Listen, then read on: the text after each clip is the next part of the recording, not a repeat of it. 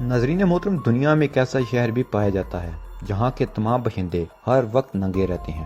جی ہاں، بچے، بوڑھے، عورتیں، لڑکیاں سب ننگے رہتے ہیں۔ یقیناً آپ سوچ رہے ہوں گے کہ میں کسی افریقی ملک کی بات کر رہا ہوں یا پھر کسی جنگلی قبیلے کی جو نئی ترقی یافتہ دنیا سے واقف نہیں ہے، اس لیے آج تک پرانے طریقوں سے زندگی گزارے ہیں اور اس لیے وہ ننگے رہتے ہیں۔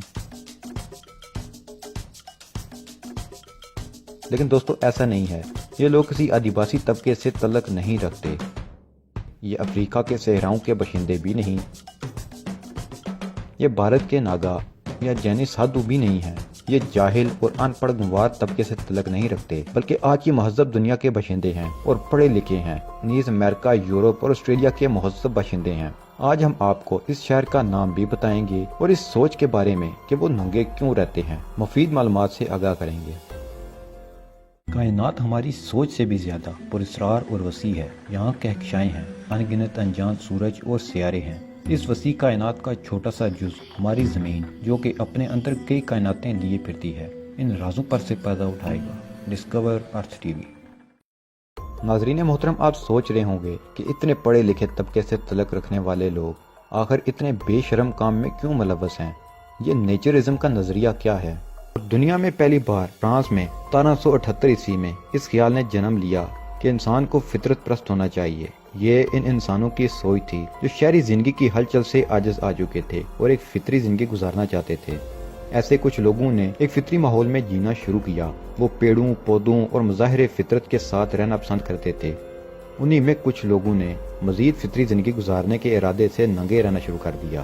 اس سوچ کو تو ابتدا میں کچھ خاص قبولیت نہیں حاصل ہوئی، مگر جیسے جیسے انسان زیادہ ہلچل بھری اور تناؤ سے پر زندگی گزارنے کا عادی ہوا، اسے اس زندگی سے فرار کی چاہت بھی اسی قدر زیادہ ہوتی گئی اور اس نظریے کو فروغ ملنے لگا کہ آدمی کو جانوروں کی طرح ہی ایک قدرتی ماحول میں جینا چاہیے، نیز اسے ویسا ہی ہونا چاہیے جیسا کہ اسے خدا نے دنیا میں بھیجا تھا۔ اس سوچ نے نیچرزم یا نیوڈزم کو جنم دیا، اسے ہم اردو میں فطرت پرستی یا اوریانیت پرستی کہہ سکتے ہیں۔ نیچرزم کی اصطلاح پہلی بار 1778 میں فرانس میں استعمال ہوئی۔ اب ہم آپ کو ننگوں کے شہر لیے چلتے ہیں۔ اس شہر کا نام کیپ ڈی ایج ہے، جو فرانس کے ساحلی شہر مونٹ پیلیئر کے قریب واقع ہے۔ دنیا میں اور بھی اس نوع کی جگہیں ہیں، مگر اسے دنیا کا سب سے بڑا ننگوں کا شہر قرار دیا جاتا ہے۔ کیپ ڈی ایج ساحل سمندر پر واقع ہے اور ہر سال گرمیوں میں 50,000 سے زائد سیاح یہاں آتے ہیں، جنہیں اس شہر میں داخل ہونے سے قبل ہی کپڑے اتارنے پڑتے ہیں۔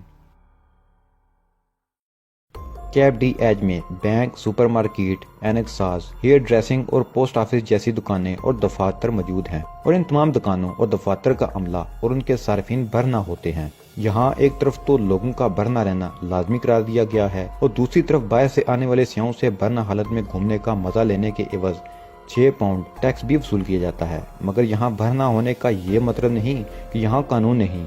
یہاں جو شخص بھی کسی غیر سماجی رویے کا مظاہرہ کرتا ہے، اسے جیل کا منہ بھی دیکھنا پڑتا ہے اور جرمانہ بھی کیا جاتا ہے۔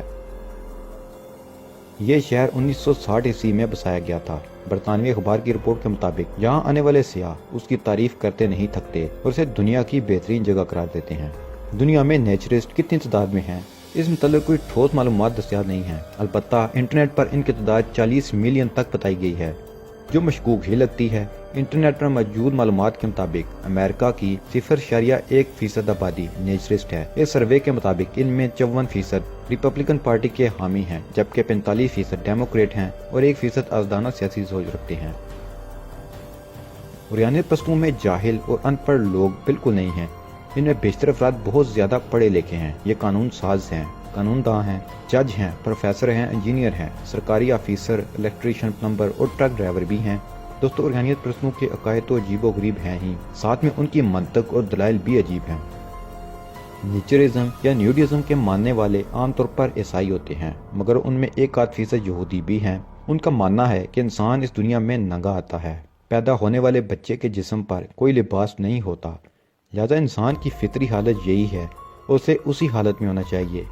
آدم و حوا کو اللہ نے ننگا پیدا کیا اور انہیں اسی حالت میں زمین پر اتارا۔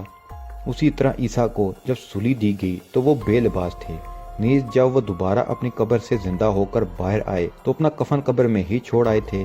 ننگے رہنے والے ان لوگوں کی دلیل ہے عیسائیت کے ابتدائی 1000 برس تک لوگ چرچ میں بھر نہ جاتے تھے۔ لہذا عیسائی دھرم کے ماننے والوں کی اصلی حالت یہی ہے، اور تعجب اس میں نہیں ہونا چاہیے کہ ایک عیسائی ننگا رہتا ہے، بلکہ تعجب اس میں ہونا چاہیے کہ ایک عیسائی کپڑے پہنتا ہے۔ یہ فرقہ کرسمس سے ایک دن پہلے خاص طور پر جمع ہوتا ہے اور اپنی عریانیت کی فضیلت میں تقریریں کرتا ہے۔ اس فرقے کا ماننا ہے کہ انسان ایک دوسرے کی عزت اس کے لباس کے بنیاد پر کرتا ہے، مگر یہ غلط ہے۔ لوگوں کو ایک دوسرے کا احترام اس کی شخصیت اور انسانیت کی بنیاد پر کرنا چاہیے۔ عریانیت پرستی انسان کو انسان کے احترام کرنا سکھاتی ہے، نہ کہ اس کے لباس کا۔ تو دوستو، یہ تھے ننگوں کے شہر کے بارے میں کچھ حقائق۔ آپ کے خیال میں عریانیت پرستوں کے دلائل میں کتنا دم ہے؟ کیا انسان کو شہری ہلچل اور پریشانیوں سے بھاگ کر نیچرزم اختیار کر لینا چاہیے، یا اسے بے لباس ہو کر جنگلوں میں رہنا چاہیے؟ کمنٹ باکس میں اپنی آراء سے ضرور نوازیے گا۔